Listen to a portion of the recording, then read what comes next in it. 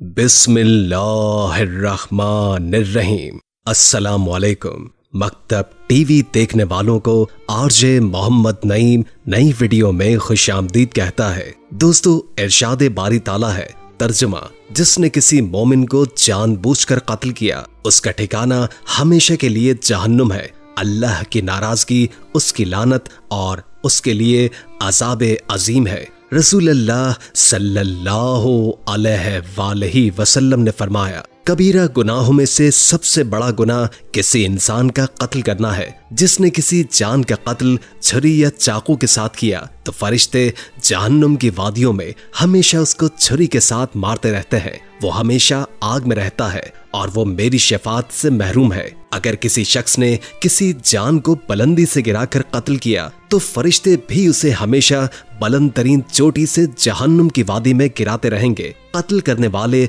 जहन्नुम के कुओं में महबूस होंगे। अगर किसी ने रस्सी के साथ खुदकुशी की और मर गया तो हमेशा जहन्नुम में लटका रहेगा और अल्लाह की रहमत से महरूम रहेगा। अगर किसी ने किसी का नाहक कत्ल किया तो उसका कातिल खुली गुमराही में है। फरिश्ते हमेशा उसको आग की छुरियों के साथ ज़िबा करते रहेंगे और जब भी वो उसको कत्ल करेंगे तो उसके हलक से तारकोल का स्याह खून बहेगा। फिर वो खून उसमें लौटाया जाएगा। अबदुल आबाद तक ये सजा उसकी होगी। उलमाए किराम फरमाते हैं कि अपना हमल जाया करने वाली औरत को भी यही सजा है। इरशादे बारी ताला है कि जिंदा तरगोर करने वाली बच्ची से पूछा जाएगा कि तू किस गुनाह में कत्ल की गई। रसूलुल्लाह सल्लल्लाहु अलैहि वसल्लम ने फरमाया, गिराया जाने वाला बच्चा कयामत के दिन लाया जाएगा जिसकी आवाज बिजली की कड़क जैसी होगी और वो मदद के लिए पुकार रहा होगा कि मैं मजलूम हूँ। फिर वो अपनी माँ के पास लाया जाएगा और कहेगा,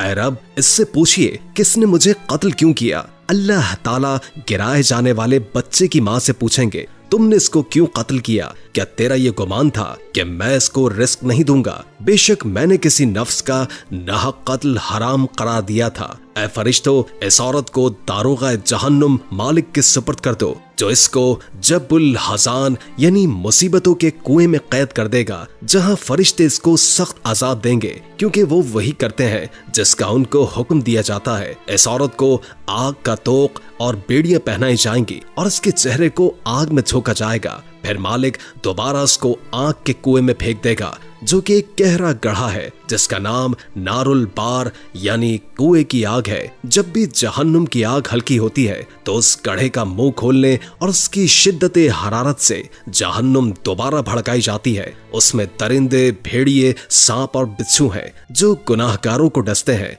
जहन्नुम के फरिश्ते हाथों में आग के नेज़े के साथ हमल गिराने वालियों को मार रहे होंगे। ऐसी औरतें उस गड्ढे में 50,000 साल तक अजाब का शिकार रहेंगी और उसके बाद अल्लाह जल्ला शाना कोई फैसला फरमाएंगे। रसूलुल्लाह सल्लल्लाहु अलैहि वसल्लम ने फरमाया, अल्लाह के नजदीक सबसे ज्यादा बड़ा गुनाह किसी नफ्स का नाहक कत्ल करना है। यहाँ तक कि एक चिड़िया जिसके साथ इंसान खेलता है और वो उस खेल की वजह से मर गई या उसको बगैर हाजत के कत्ल कर दिया गया तो वो कयामत के दिन उस हालत में हाजिर होगी कि उसकी चिंगाड़ बिजली की कड़क की मानंद होगी और वो कहेगी, ऐ रब, इससे पूछो किसने मुझे बिला जरूरत अजाब से दोचार करके कत्ल क्यों किया। अल्लाह सुब्हान व ताला फरमाएंगे कि मैं तेरा हक लूंगा। मुझे अपनी इज्जत और जलाल की कसम, जिस जालिम ने भी जिस कदर नाहक जुल्म किया मैं उसको सख्त अजाब से दोचार करूंगा। फिर अल्लाह ताला फरमाएंगे, मैं हिसाब लेने वाला बादशाह हूँ,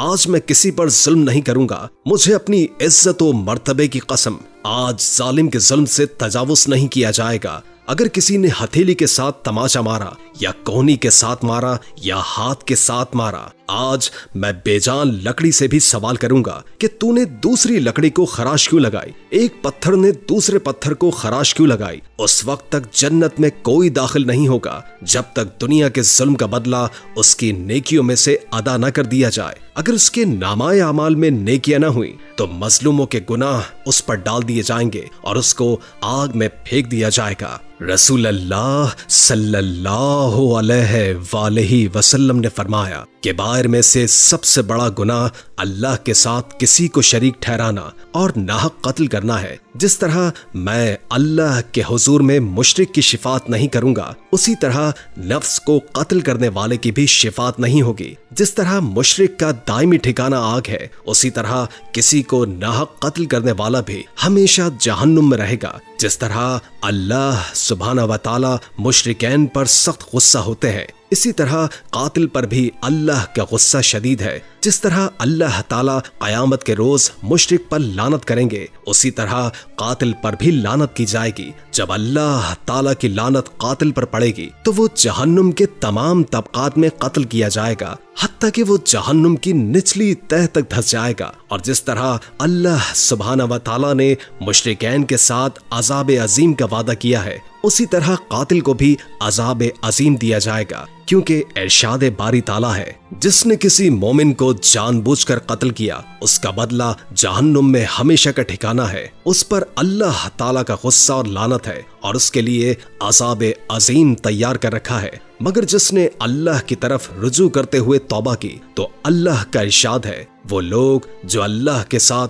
किसी को माबूद नहीं पुकारते, किसी को नाहक कत्ल नहीं करते और ज़िनाकारी नहीं करते, जिसने ये काम किए वो गुनाह में पड़ गया। मगर जिसने तौबा की और ईमान लाने के बाद अमले सौले किए, तो अल्लाह ताला उसके गुनाह नेकियों में बदल देते हैं और अल्लाह ताला बख्शने वाले मेहरबान है। अगर औरत जानबूझकर बगैर किसी शरई उज़र के इस काते हमल करवाए और वो अपने गुनाह का एतराफ करने के बाद अल्लाह ताला से तौबा करे, क्योंकि इरशाद बारी ताला है, वो अपने बंदों की तौबा कबूल करने वाला है, तो गिराए जाने वाले बच्चे की अगर सूरत बन चुकी हो तो उसके वरसा यानी बाप और भाइयों के साथ दीद हो जाएगी, या अल्लाह ताला के लिए एक गुलाम आजाद करे। अल्लाह ताला का इरशाद है, जिसने किसी नफ्स को नाहक कत्ल किया या जमीन पर फसाद फैलाया, तो गोया उसने तमाम इंसानियत का कत्ल किया, और जिसने किसी की जान बचाई तो उसने गोया तमाम इंसानियत को जिंदा किया। यानी अगर 1000 लोग एक कत्ल में शरीक हुए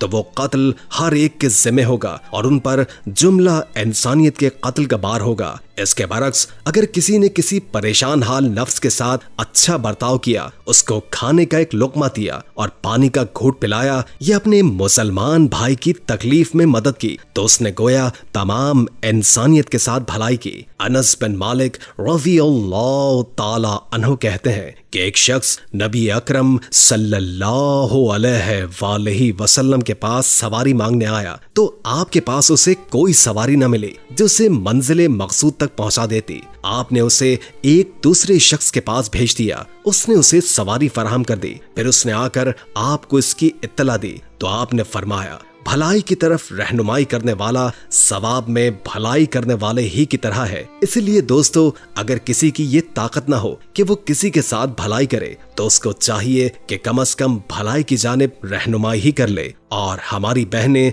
जो इस काते हमल के गुनाह को गुनाह ही नहीं समझती, उनको चाहिए कि वो खबरदार हो जाएं और इस गुनाह से बचने की कोशिश करें। ये थी हमारी आज की वीडियो। इस वीडियो को आपने ज्यादा से ज्यादा शेयर करना है ताकि हर औरत इस गुनाह के बारे में जान सके। अल्लाह ताला आपका और हमारा हामी व नासिर हो।